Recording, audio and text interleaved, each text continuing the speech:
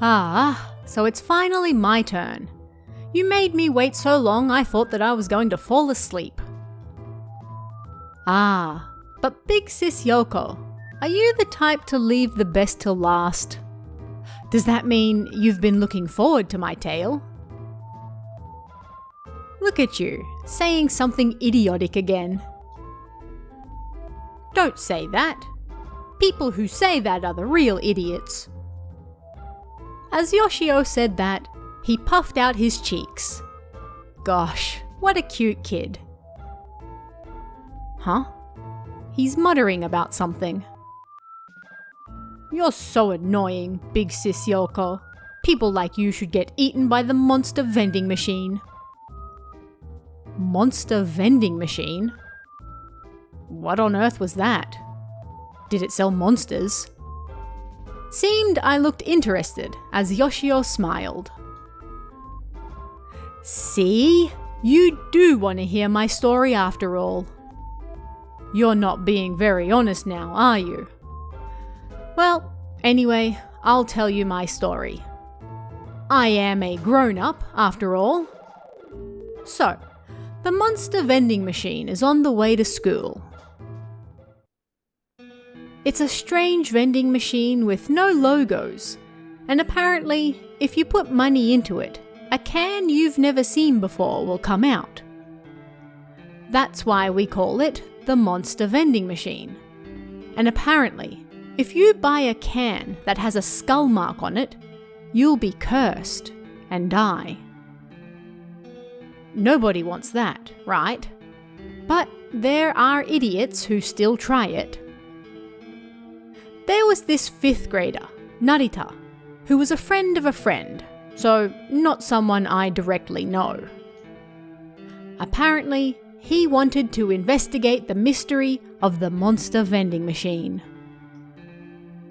Nobody knows when or what button you have to press to get that skull mark, you know? And so he visited that vending machine with lots of 110 yen coins. He put the coins in right away, and on this particular machine, there are 3 buttons. Which button do you think Narita pressed?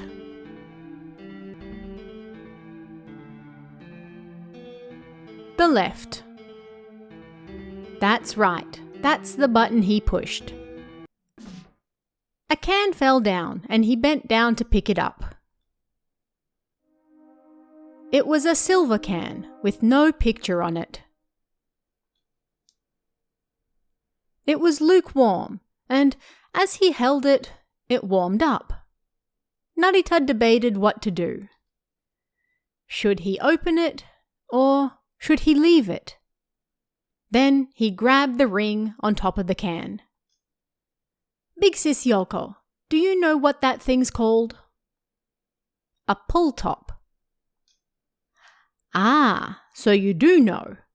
Well, Narita grabbed the pull top and then debated what to do. And then he moved his finger and opened the can. He was stupid, after all, and white steam rose from the opening. Before he could stop himself, Narita sniffed the steam, but warm steam makes the area around your nose and such wet, right? But that didn't happen at all. Instead, he suddenly breathed in some powdery air. For a moment, he couldn't breathe, and he coughed until it finally calmed down. Annoyed, he threw the can, and it tumbled with a heavy sound. It must have hit something, because the pull top came off and something sticky came out of the can. It was a burnt brown liquid with something white, like the skin from warm milk. A burning smell filled the area. And mixed in with that liquid were some small round things about 1 centimeter long. "What the heck is this?" he said, stepping on one with the tip of his shoe. There was a squishing sound, and the thin skin broke. And then the white powdery thing broke apart. The white stuff was bag-shaped and full of powder inside, and looking at it made Narita feel grossed out. He put the monster vending machine behind him and went home. He locked himself in his room once he got back and didn't even leave for dinner. He didn't come out the next day either. Because he didn't come out for breakfast or lunch, his parents were no doubt worried. They banged on his door. "Do you feel unwell? Are you okay?" they asked, but Narita kept on sleeping. He was so tired that as soon as he entered his room, he got into bed, curled up, and continued sleeping. But his parents continued banging on the door, trying to wake him up. Don't you think that's annoying? I do. Right? So Narita was annoyed as well. So he got up and flung the door open. "Shut up! I'm trying to sleep!" When his mother saw him, she covered her mouth with both hands. "What is that?" She looked like her breath had caught in her throat as she looked at Narita's face. As he touched his face, it felt lumpy. "What the hell?" he tried to say, but he couldn't speak. It was like something had suddenly gotten stuck in his throat.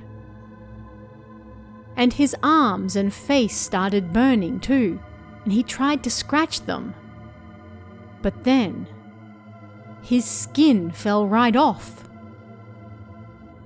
Beneath it, something white and round, only 2 or 3 millimeters large, was growing. They were like miniature versions of the round things that came out of the monster vending machine can. Narita was shocked, but the itchy feeling was too strong, so he continued scratching his arms and all over his body. And as he scratched, his skin fell off without resistance. Next thing they knew, Narita's entire body was covered in those round white things. When he scratched them, their skin broke and they made a whooshing sound as powder went everywhere. Mushrooms? His mother almost screamed. The things growing beneath his skin were white mushrooms. Before long, the itchy feeling got even worse. Narita scratched and scratched, and the small mushrooms burst and white powder danced in the air. By the time they realized, it was already too late. Hearing a noise, he turned around and his mother had passed out in the hall. Her eyes were shut tight, and her chest rose and fell like she was asleep. She must have breathed in the mushroom powder. Come to think of it, Narita had also felt sleepy after he breathed in that powder from the can. What would happen to him and his mother now? Narita desperately fought against the itchy feeling and tried to think. Big Sis Yoko, if it were you, what would you do first? Clean up the white powder. There's no time for that. You can clean it up later.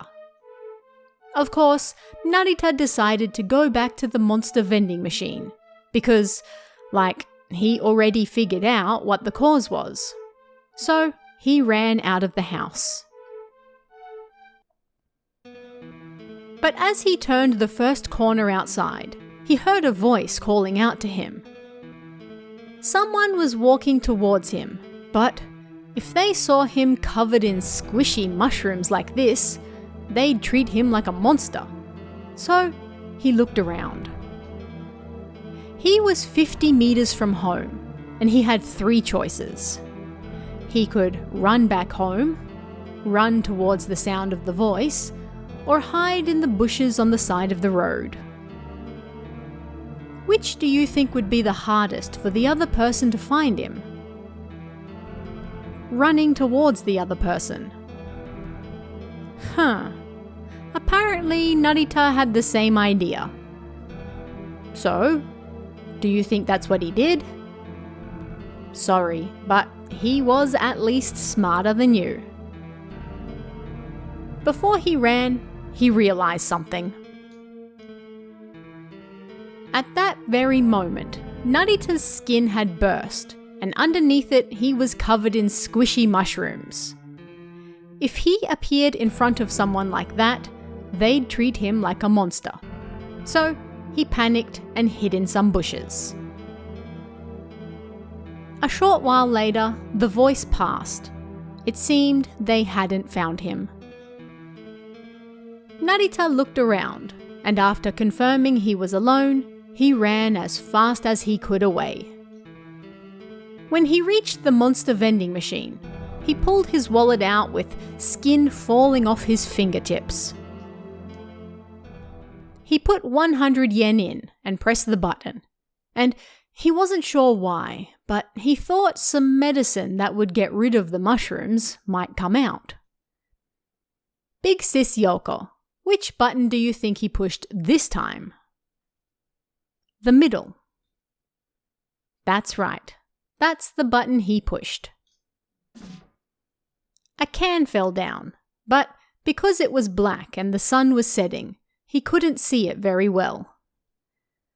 Narita bent down and put his hand in to take it out. But then,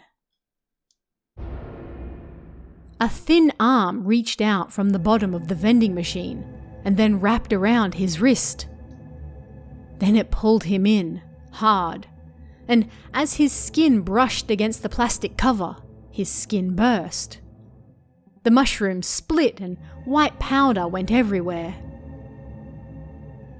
If he tried to breathe, he would breathe in the powder too, so he held his breath. But he couldn't fight back like that, and before he knew it, his entire arm had been pulled into the machine. And then he heard a horrible popping sound.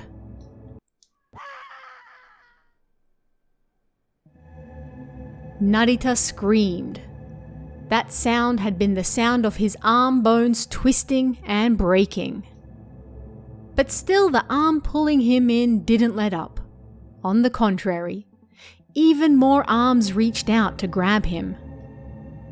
His skin burst, and then the mushroom split, and the monster vending machine tried to pull him in. The sound of something hard snapping continued, and by the time the moon sat high in the sky, Narita had entirely disappeared. The only thing left of him was one of his sports shoes. And inside it was a strangely shaped rock that would fit in the palm of your hand, almost like he had melted and solidified into that. Even the police don't know where Narita went. But it wasn't just him. His mother disappeared too. When his father got home, he found the house covered in white powder, but nobody was there. Apparently, not even scientists could tell what that powder was. It was something they'd never seen before. Probably because it came from that monster vending machine, you know. After I heard this story, I never went near that vending machine again. I mean, you never know when an arm covered in white mushrooms might reach out for you, you know? By the way, do you know what this is? This stone. Actually, it's the one that was in Narita's shoe. Perhaps this was actually him. Just kidding. I don't know whether it's true or not, but the friend who told me this story gave it to me. If you have an item like this, the story becomes the real deal. You believed it too, right? Hehe. At any rate, that's my story. Who's left?